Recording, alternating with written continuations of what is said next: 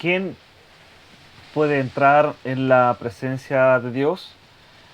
Hemos visto una y otra vez en pasajes claves que el corazón de la Biblia radica en el ofrecimiento gratuito de la salvación por parte de Dios a los creyentes y a los pecadores, y viene a nosotros no sobre la base de nuestra dignidad, sino de la dignidad que Dios derrama sobre su amor y sobre de su misericordia sobre el pecador.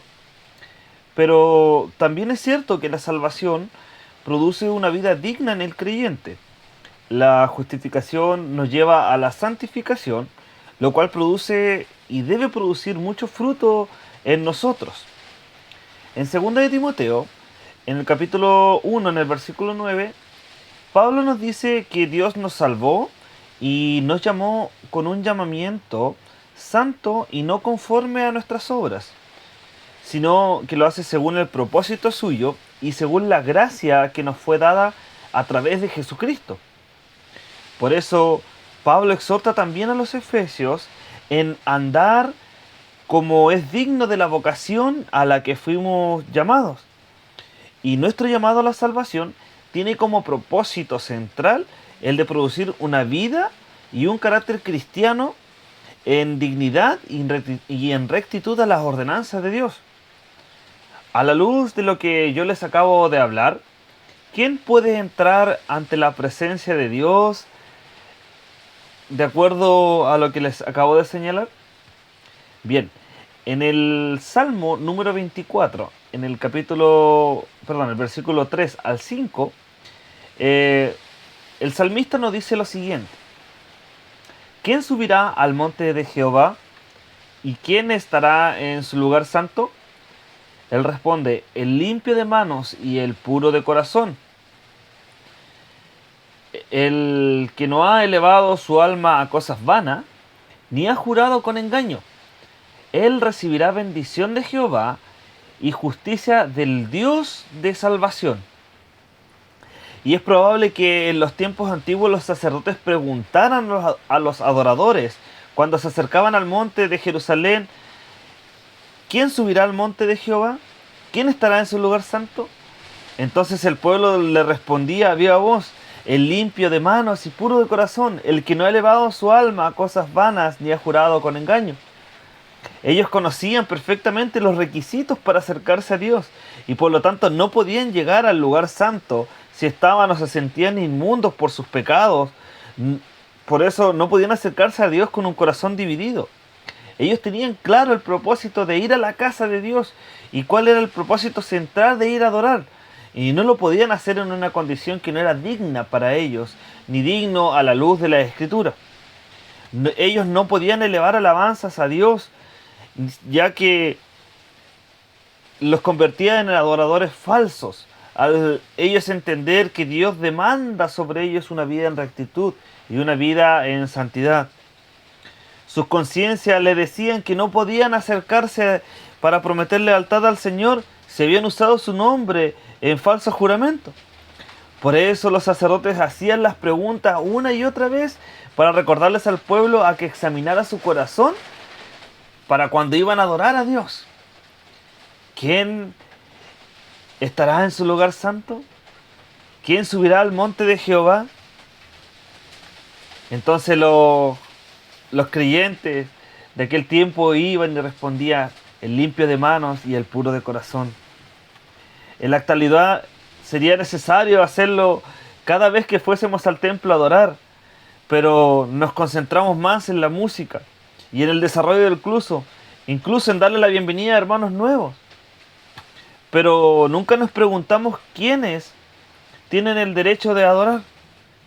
¿O acaso tengo derecho de llegar apresurado ante la presencia de Dios Santo sin examinar y considerar mi vida? Porque el edificio de una iglesia no es el templo de Jerusalén. Dios está allí de todas maneras y Él se manifiesta en la alabanza de su pueblo. Pero antes de hacerlo, deberíamos consultarlo de la misma manera en que lo hacían los sacerdotes. ¿Quién podrá acercarse al templo de Dios? Y nuestra respuesta debería ser: el limpio de manos y el puro de corazón. Pero, ¿cómo llegamos día a día? ¿Acaso tenemos derecho de subir ante la presencia de Dios? Y la verdad, siendo bien sincero, no tenemos derecho a menos que vayamos con manos limpias y con un puro corazón. Eso es lo que nos está queriendo decir el salmista. Y no tenemos derecho si hay algún ídolo en nuestro corazón y en nuestra alma. Y a la verdad, si vamos jurándole más fidelidad, como por ejemplo al Estado o a los bonos o a todas aquellas cosas que nos deleitan y vamos jurando más compromiso a ellos que el compromiso a Dios. Debemos examinarnos cada vez que vayamos al templo y preguntarnos, ¿quién podrá entrar ante la presencia de Dios? ¿Quién podrá acercarse al templo santo de Dios? El salmista nos dice que debemos hacerlo y debemos considerar estas preguntas día a día que nos acercamos a la casa de Dios y considerar nuestra condición, nuestra vida, cómo día a día nos estamos comportando delante de Dios. Porque usted pudiera estar pensando que cuando nosotros cantamos, muchas veces decimos, te amo, Señor, pero en realidad no lo estamos amando de todo corazón, porque le estamos jurando una lealtad engañosa. Porque cuando canta himnos de devoción usted en la iglesia está prometiendo lealtad a Dios, pero ¿usted le estará ocultando algo a Dios? Siendo bien sincero, ¿habrá impurezas en su corazón o te habrá puesto ídolos en su corazón al llegar a la presencia de Dios? Si es así, el salmista nos dice que no recibiremos bendición del Señor y tampoco recibiremos la misericordia de su justicia. Pero la diferencia está en que ya no subimos al monte del templo porque Dios ya no mora en un templo hecho de manos. La Biblia nos dice que quienes lo adoran deben adorarlo en espíritu y en verdad. Y cada vez que adoremos, lo hagamos sea en el santuario, sea en el gimnasio de una escuela o al aire libre, tenemos que entrar a través del velo al lugar santísimo y tenemos que estar conscientes que entraremos a la presencia de Dios.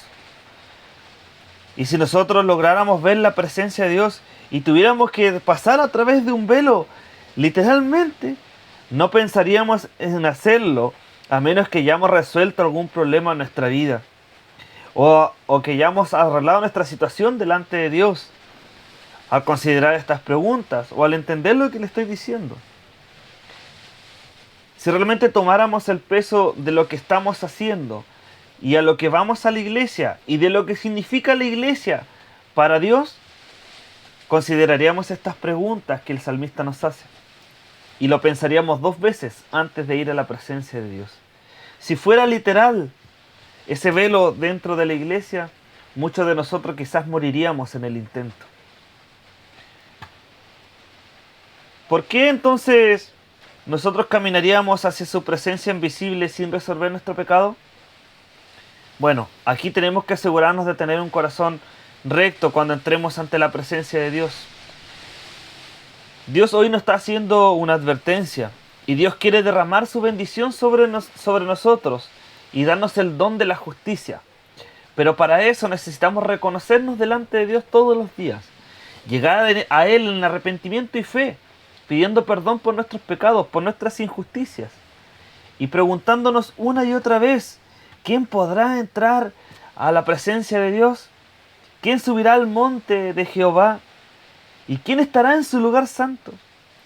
Nuestra respuesta con conciencia debería ser el limpio de manos y el puro de corazón. El autor de Hebreos nos dice algo súper interesante y es un consuelo tremendo para nosotros, porque ya no tenemos un sacerdote que tenga que interceder por nosotros. Jesús es nuestro sumo sacerdote. Él es quien está a la diestra de Dios Padre intercediendo por nosotros y colocándose en nuestro lugar, imputando su justicia sobre nosotros y perdonando nuestros pecados, nuestras injusticias, para que nosotros podamos entrar a la presencia de Dios sin problema y no muramos en el intento.